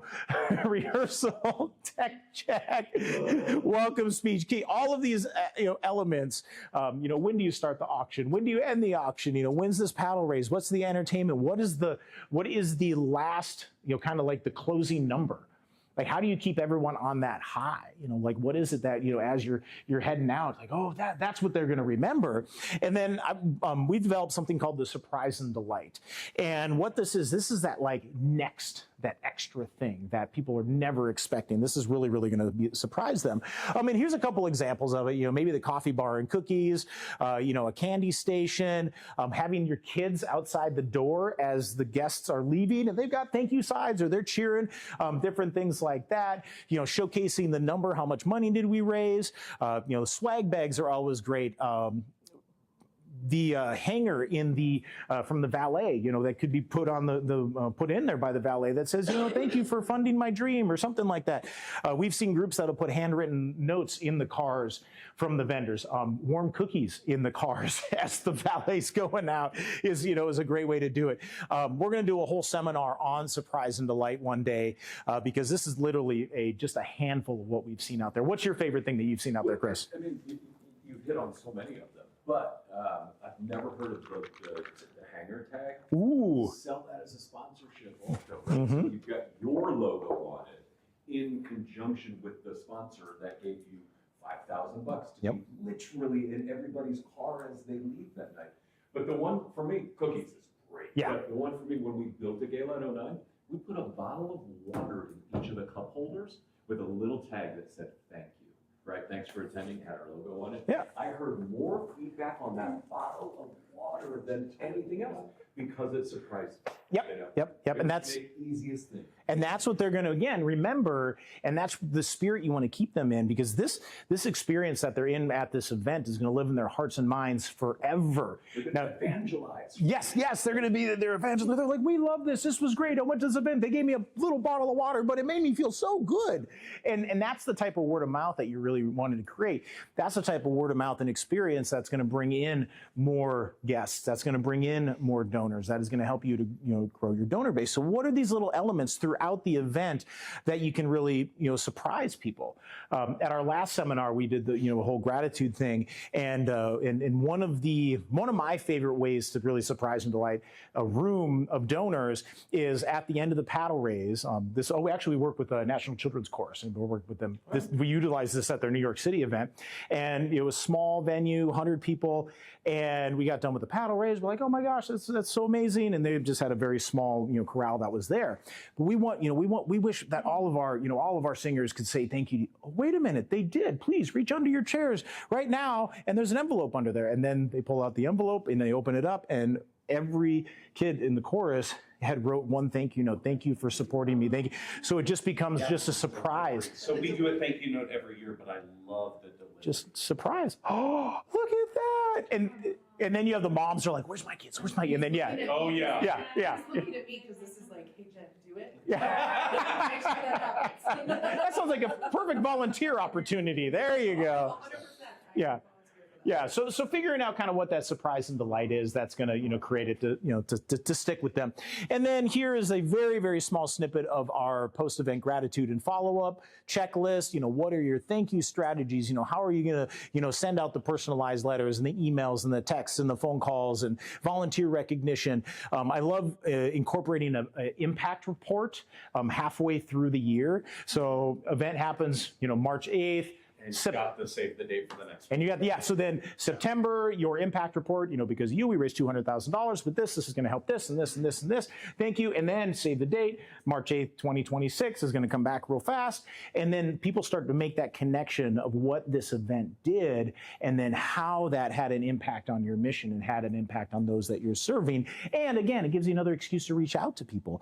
But that event impact report is so key and so special to really, again, keep that fire alive.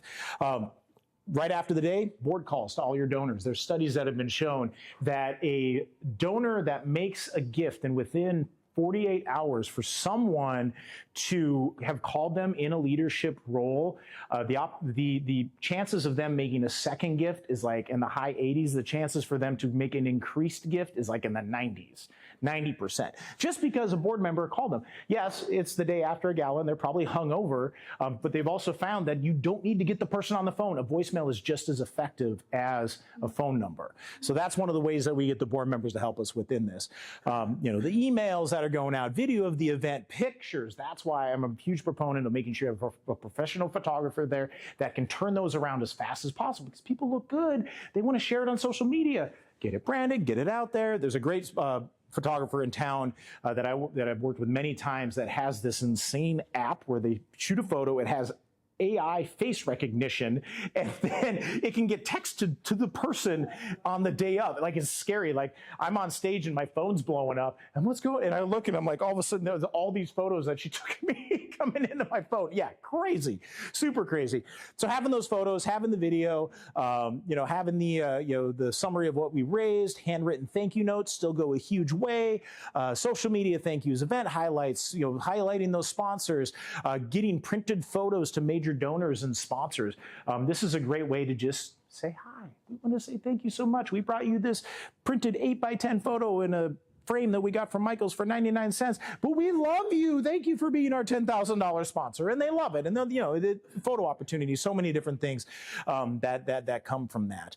And then again, the event impact report. So this is the probably the most basic checklist that you could have. I think we have 5 pages of checklists now that we've developed. So we'll make sure that we get you all of that information. And yeah. There we are. What time is it? Oh yeah, we're a little early. Yeah. So questions, takeaways. What everybody has to talk. Troy, what about you?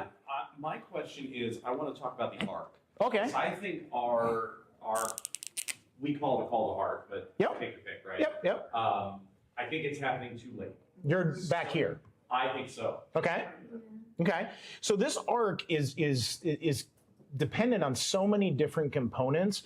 It's dependent on the focus and the attention and the energy of your guests, and also the intoxication. We kind of talked about the dimorphic curve. Because we're an open bar, which I don't think it's a very heavy bar given the size of the room and everything, but it is an open bar. It's a factor that you still have to build in. But then you also have the, where does the fundraising lay? Because you could have a lot of people that sometimes will leave early because they're dealing with babysitter time. So you got to figure that out. I always like to say fundraise first, honorees, awards, dance later. So let's really showcase what we're doing up front here. Let's do the storytelling in this spot.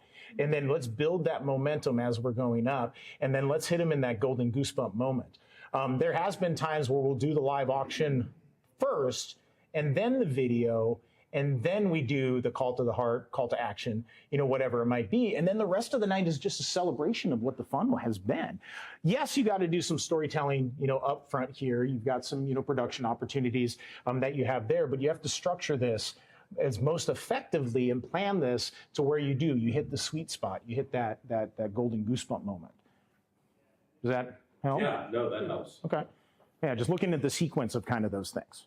All right. Yeah, it's hard because part of the gift of being a children's choir is we're going to have entertainment throughout the night. So all absolutely, a ton of our kids are singing throughout the night in different capacities, and it's only like one song a group, so you're just getting a taste of each thing, because then, come to the spring concert. But you're kind of balancing, it's a concert and a fundraiser, and so trying to get the energy for both the right way. Yeah. Yeah, and right before you get into your paddle raise is where you're most, that's going to be where your most valuable and your most strongest heart tug story needs to be. Yeah. But you still need some, why we're here, some storytelling before the live auction. I know that you've got the different groups that are in there, so you've got to kind of intersperse them.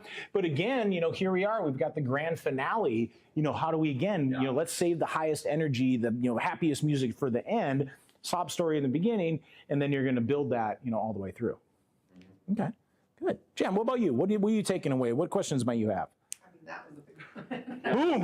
I went to him, I was like, we're going to have to open the bar a lot later. Okay. Okay. No, I mean, this has been really good. I've got a lot of different things, and there's additional things I think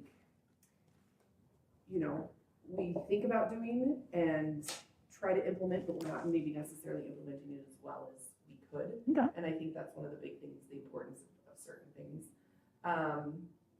Yeah, I mean, the ARC is the fascinating thing. That's everything. Yeah. We're gonna make a seminar just on the ARC now. Yeah. Because I want to flesh it out now. Okay. It's in hours. We do open bar and social hour in the beginning. Mm-hmm. Are they wasted already before we start? So those things, and then there's so many. There's a lot of elements. Yeah, you got to look at. Yeah. And it's not the science of fundraising, it's the art of fundraising. So there's no right way. And sometimes you've got the ARC going one way and it's great. And then next year you're like, okay, let's just do that again, but better. And then it just doesn't work. It's different. You know, so you see, that's where you got to kind of mix it up and look at it. Put all the performances kind of in a block. Absolute fail. Yeah. We had to spread them out throughout the night. Like it's, we're going to draw 3 raffle winners here. Now we're going to sing. Yeah. Oh, we're going to do our heads or tails. Now we're going to sing. Yeah. Like we've just learned that works better. And a lot of people will say, okay, do we keep the live auction and the paddle raise together? Yes, because once you get people in fundraising mode, they'll give you some energy and focus on that fundraising mode. But then there's been groups of no, let's do live auction here, and then a lot later we'll do the paddle raise. Like, well, hold on, let's strategize and figure out how we can bring those together closer. The attention spans of Americans is shrinking. It's just getting worse and worse. It used to be 45 minutes. Now it's like 26 minutes, the length of a Netflix binge show, just to go to the bathroom, get a bite to eat. So it's like looking at, okay, what can we get done in those first 26 minutes so we have that attention and that focus and they don't have to take a bathroom break. And then once we're done with that, now it's party. It's fun time. What does this art look like in the what do you call it, that moment? Oh, the golden goosebump moment? If you're not serving alcohol. Oh, same thing. You're still building your momentum. So through storytelling. Yeah, through storytelling. This might be your connection hour that's here, and then you've got your welcome, our why we're here. Here's our storytelling. Here's the tug at the heartstrings. Your live auction could be here. Here's your powerful video. Then here's your ask, and then here's your award. Here's your thank yous, and then here's your grand finale. And what if you're not? Is dancing a big deal? Like if you go to You don't have to. Some groups, yeah, what do you do after the auction? We offered it, but then people don't. Dessert reception. So you just network is Have a DJ without a dance floor. Yeah. What donors are looking for is, they want to be a part of the community. They want to see their friends. They want to rub their elbows. Exactly. In that short, small connection hour, they don't get to see everybody or make a meaningful connection at that time. In the program, we want people to be focused, not milling around, but we do want to make it a priority to show the donors, we want you to network. We want you to be out there. We want our development team saying thank you to these. So that becomes kind of the something to do. Some groups, they have to have the dance floor. They have to have the big band. This becomes a whole part of their night. It becomes a part of the party. But do you have to have it? No, you don't. You don't definitely have it. Actually, I don't like the dance floor. I hate the dance floor. It's horrible. I feel like it's a barrier. Because it stops. Yeah, it kills. You're not with the people. Right. Yeah. Yeah. I see. For us, Yeah, it's like a wedding.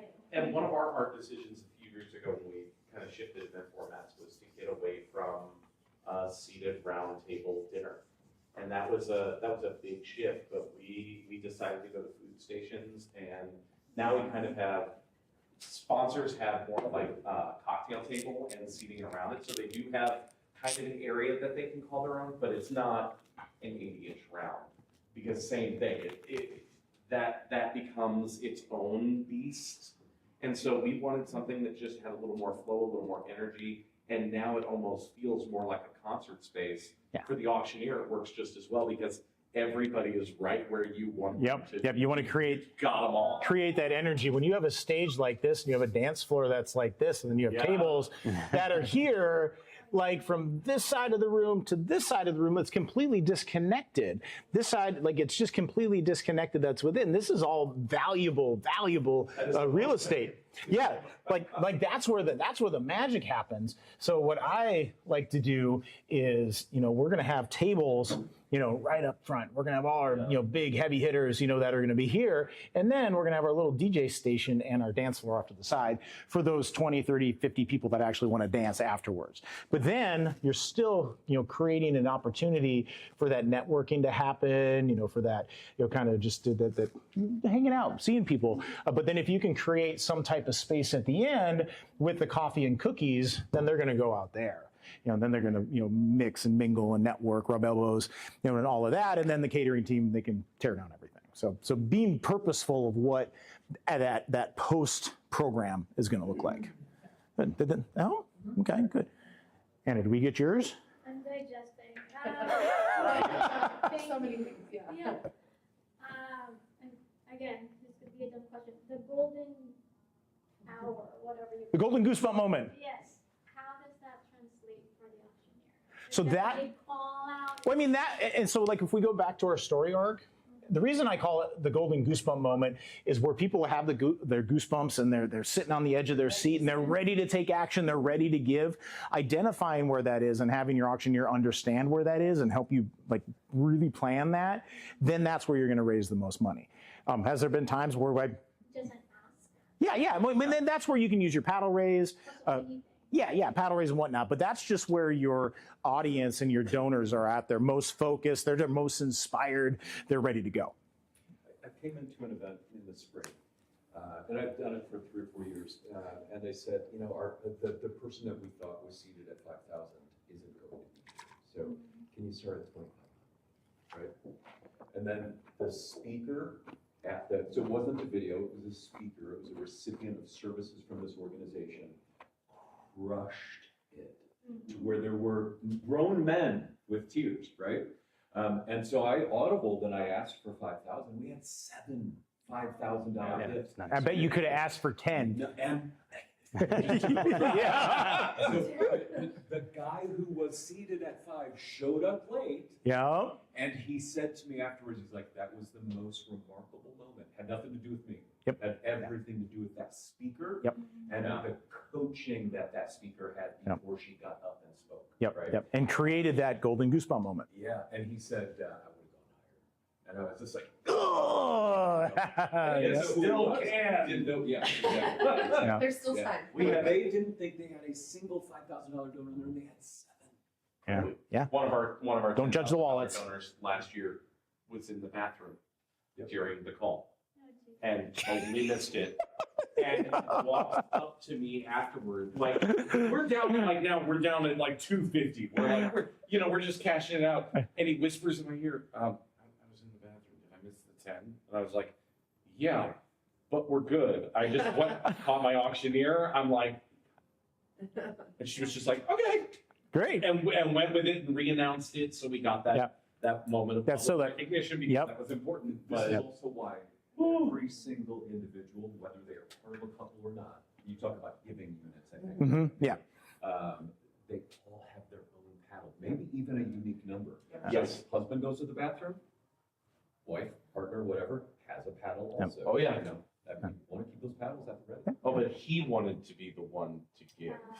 See, And that that's was- where we and talk with them knowing- beforehand. Exactly. Be like, this is when it's going to happen. If you Yeah. want to go to the bathroom, go here or here. But this is when it's going to happen. We've already had that conversation. I bet you this have. year. We'll make Nice. sure he's got appropriate warning. Nice. That's No. good. Heather, what about you? I don't know, like where you start, right? Small and old. Been very beneficial, a lot to take away with us and to think through and, just. It is a lot. And like I say, we're going to give you the playbook and then you can, start filling it out, go through it. We're happy to, offer a complimentary consultation call to kind of help you to, kind of brainstorm, flesh some things out. When, what, where, what could this look like? Happy to help any, way that we can. So, yeah, that's why we do this. We want to keep giving back because, the nonprofit community here in Phoenix has been so, generous to us that we want to, continue to, get this out there and help make that bigger impact. So that comes back around it. So, all right. Oh, here, perfect segue, Heather. Thank you. So here, let's make your next gala unforgettable. This is all the wonderful things that we do, and you can get your free consult. So we'll connect with that, and you as well too. We'll happy to sit down with an hour for you. Anna, you as well. Kind of go through the things and help you with that. So that's being a part of this here. And the most important part of this is thank you so much for planning to succeed with us and being a part of our day and investing your most valuable assets and being with us. So Thank you all so Yeah, much. it was worth the time. Beautiful.